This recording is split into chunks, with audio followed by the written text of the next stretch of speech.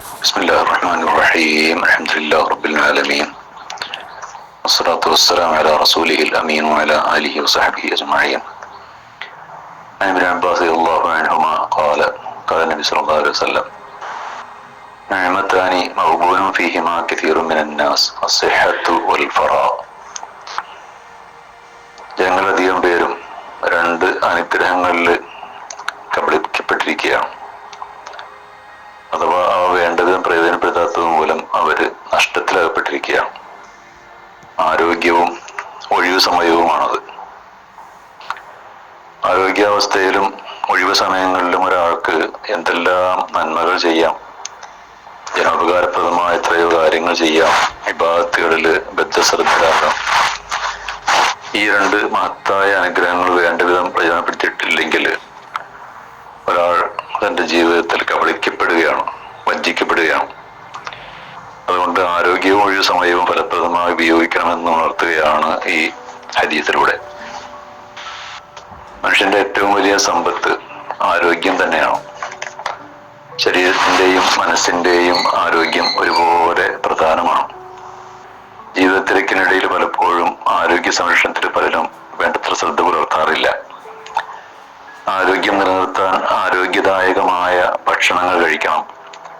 പഴങ്ങളും പച്ചക്കറികളും നട്ട്സും പയർവർഗ്ഗങ്ങളും ഒക്കെ നിത്യേന എന്നോണം ഭക്ഷണത്തിൽ ഉൾപ്പെടുത്തണം.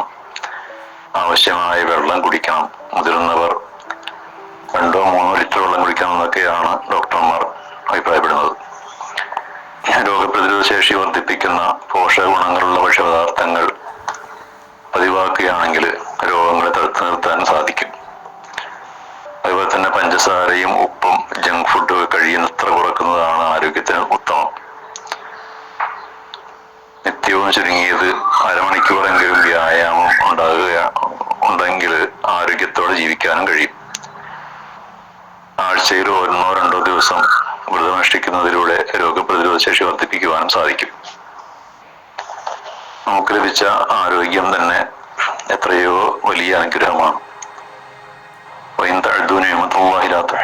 അള്ളാഹു നിങ്ങൾക്ക് ഈ അനുഗ്രഹങ്ങൾ നിങ്ങൾക്കൊരിക്കലും എണ്ണിക്കണക്കാക്കാൻ കഴിയില്ല. അതിന് മാത്രം അനുഗ്രഹങ്ങളാണ് അള്ളാഹു നമുക്ക് നൽകിയിട്ടുള്ളത്. നമുക്ക് രോഗം വരുമ്പോഴാണ് നമുക്ക് ലഭിച്ച ആരോഗ്യത്തിന്റെ വില മനസ്സിലാകുകയുള്ളൂ. തെറ്റായ ജീവിതശൈലിയിലൂടെയും തെറ്റായ ഭക്ഷണ രീതിയിലൂടെയും ആരോഗ്യത്തെ നശിപ്പിക്കരുത്. ആരോഗ്യത്തിന് ഹാനികരമായ ഒന്നും പ്രവർത്തിക്കുകയോ ഭക്ഷിക്കുകയോ കുടിക്കുകയോ ചെയ്യരുത്. ഒരാൾക്കും ഐതിക്കും ഇലത്തഹലുക്ക, നിങ്ങൾ നിങ്ങളുടെ കരങ്ങളെ അഥവാ നിങ്ങൾ നിങ്ങളെ തന്നെ നാശത്തിലേക്ക് എടുത്തെറിയരുത്, ആപത്തിൽ ചാടിക്കരുത്. അഹ്സിനു ഇന്നല്ലാഹു യുഹിബ്ബുൽ മുഹ്സിനീൻ, നിങ്ങൾ നല്ലത് മാത്രം ചെയ്യുക. നല്ലത് പ്രവർത്തിക്കുന്നവരെയാണ് അള്ളാഹു ഇഷ്ടപ്പെടുന്നത്. അമിതഭോജനമാണ് പല രോഗങ്ങളുടെയും മൂല കാരണം. ഭക്ഷണത്തിൽ മിതത്വം കഴിക്കുവാൻ ഇസ്ലാം കൽപ്പിക്കുന്നുണ്ട്. കുലൂ വശ്റബൂ വലാ തുസ്രിഫൂ, നിങ്ങൾ തിന്നുകയും കുടിക്കുകയും ചെയ്യുക, പക്ഷെ ഒരിക്കലും നിങ്ങൾ അമിതമായി ഉപയോഗിക്കരുത്, അമിതമായി തിന്നുകയോ കുടിക്കുകയോ ചെയ്യരുത്. വയറിന്റെ 1/3 ഭാഗം മാത്രം ഭക്ഷണം, 1/3 ഭാഗം വെള്ളം, 1/3 ഭാഗം സുഗമമായ ശ്വസനത്തിനു വേണ്ടി ഒഴിച്ചോളണം എന്നൊക്കെയാണ് ശാസ്ത്രം ഉദ്ദേശിച്ചിട്ടുള്ളത്. സത്യവിശ്വാസി 1 വയറ് നടക്കുമ്പോൾ അവിശ്വാസി 7 വയറ് നടക്കുന്നു. അതായത് വിശ്വാസി ഒരിക്കലും വയറ് നിറച്ചിട്ടുള്ളവൻ ഉണർന്നുവരാൻ പാടില്ല എന്നർത്ഥം. അങ്ങനെയുള്ള സത്യനിഷ്ഠയെ കുറിച്ച് ഖുർആനിൽ പറയുന്നുണ്ട്, വല്ലദീന കഫറൂ യതമത്തഊന വയഅ്കുലൂന കമാ തഅ്കുലുൽ അൻആം. സത്യനിഷേധികൾ ഭൗതിക സുഖങ്ങൾ ആവോളം ആസ്വദിക്കുന്നു, മൃഗങ്ങൾ ഭക്ഷിക്കുന്നത് പോലെ ഭക്ഷിക്കുന്നു. ഉറക്കവും വിശ്രമവും ഇല്ലാതെ ശരീരത്തെ പീഡിപ്പിക്കാൻ പാടില്ലെന്ന് ശാസ്ത്രം പഠിപ്പിച്ചിട്ടുണ്ട്. നേരത്തെ ഉറങ്ങണം, നേരത്തെ എഴുന്നേൽക്കണം. ശരീരത്തിന് ആരോഗ്യവും ഉന്മേഷവും ലഭിക്കാൻ വേണ്ടിയുള്ള കായിക വിനോദങ്ങളിലും വ്യായാമങ്ങളിലും ഏർപ്പെടണമെന്ന് ശാസ്ത്രം കൽപ്പിച്ചിട്ടുണ്ട്. ദുഃഖവും ടെൻഷനും കോപവും ദേഷ്യവും ഒഴിവാക്കാനും നിയന്ത്രിക്കാനും ആവശ്യമായ നിർദ്ദേശങ്ങൾ നൽകുകയും സന്തോഷത്തോടെ സുസ്മേരവതനായി ജീവിക്കുവാനും ശാസ്ത്രം നിർദ്ദേശിച്ചിട്ടുണ്ട്. മദ്യം, ലഹരി പദാർത്ഥങ്ങൾ, പുകയില, വലി ഇതൊക്കെ തന്നെ നിരോധിച്ചു.